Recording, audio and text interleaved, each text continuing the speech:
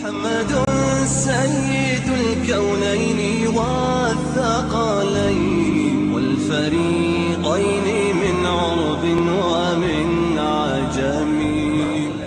أعوذ بالله من الشيطان الرجيم.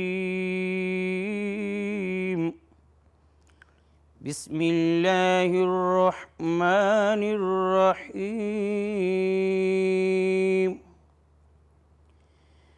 سبحان الذي أسرى بعبده ليلا من المسجد الحرام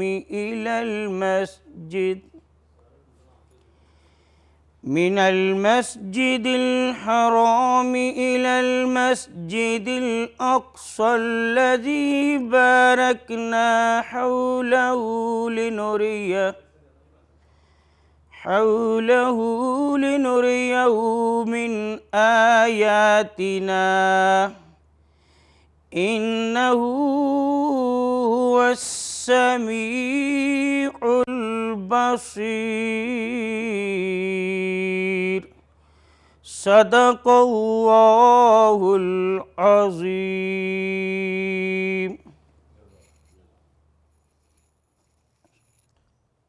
اعوذ باللہ من الشیطان الرجیم. بسم اللہ الرحمن الرحیم.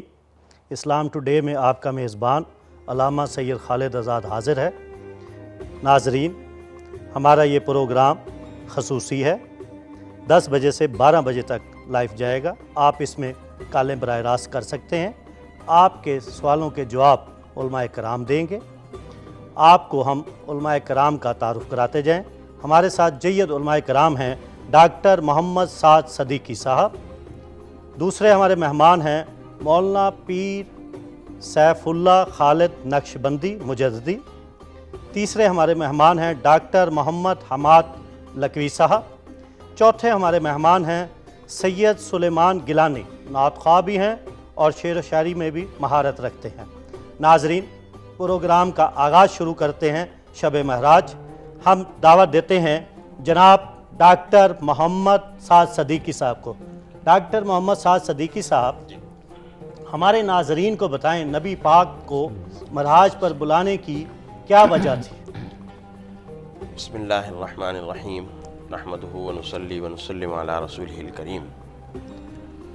دیکھیے علامہ صاحب، معراج کا جو واقعہ ہے یہ نبی کریم صلی اللہ علیہ وسلم کا ایک معجزہ ہے، اور معجزات اللہ تعالیٰ نے انبیاء علیہ السلام کو عطا فرمائے. حضرت آدم علیہ السلام سے لے کر نبی کریم صلی اللہ علیہ وسلم تک جتنے بھی انبیاء علیہ السلام آئے، اللہ تعالیٰ نے سب کو معجزات عطا فرمائے. ان معجزات کی بنیادی طور پر 2 نوعیتیں ہیں. کچھ علمی معجزات ہیں اور کچھ حسی معجزات ہیں. علمی معجزات میں سے سب سے اعلیٰ معجزہ قرآن کریم کا معجزہ ہے جو اللہ تعالیٰ نے نبی کریم صلی اللہ علیہ وسلم کو عطا فرمایا. اور حسی معجزات میں سب سے اعلیٰ معجزہ معراج کا معجزہ ہے، اور یہ معجزہ بھی اللہ تعالیٰ نے نبی کریم صلی اللہ علیہ وسلم کو عطا فرمایا. اور یہ معجزہ عطا فرمانے کی وجہ یہ ہوئی، اور آپ کو عرش بری پر اور سدرۃ المنتہا تک بلانے کی حکمت یہ سمجھ میں آتی ہے کہ کائنات وہاں جا کر منتہی ہو جاتی ہے، کائنات وہاں جا کر ختم ہو جاتی ہے، مکمل ہو جاتی ہے. اور نبی کریم صلی اللہ علیہ وسلم خاتم الانبیاء ہیں. نبوت اپنے کمال و معراج کو پہنچ رہی ہے، نبوت اپنے منتہا کو پہنچ رہی ہے. اس لیے نبی کریم صلی اللہ علیہ وسلم کو معراج کی فضیلت اور معراج کی سعادت عطا کی گئی، تاکہ نبوت کی جو تکمیل ہے، اس کا جو معراج و کمال ہے، وہ عملی طور پر سامنے آ جائے.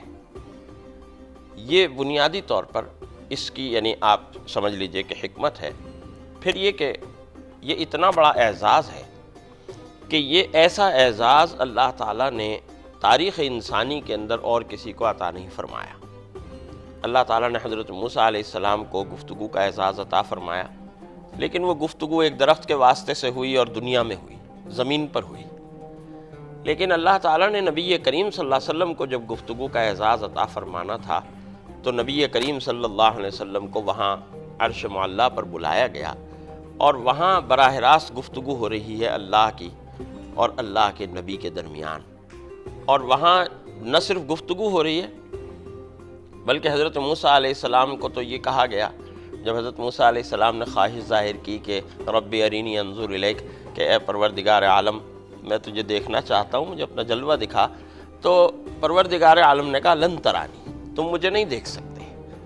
تو لیکن نبی کریم صلی اللہ علیہ وسلم کو دیدار الہی نصیب ہوا۔ ڈاکٹر صاحب چھوٹا سا وقفہ ہے، جی یہیں سے دوبارہ گفتگو شروع کریں گے۔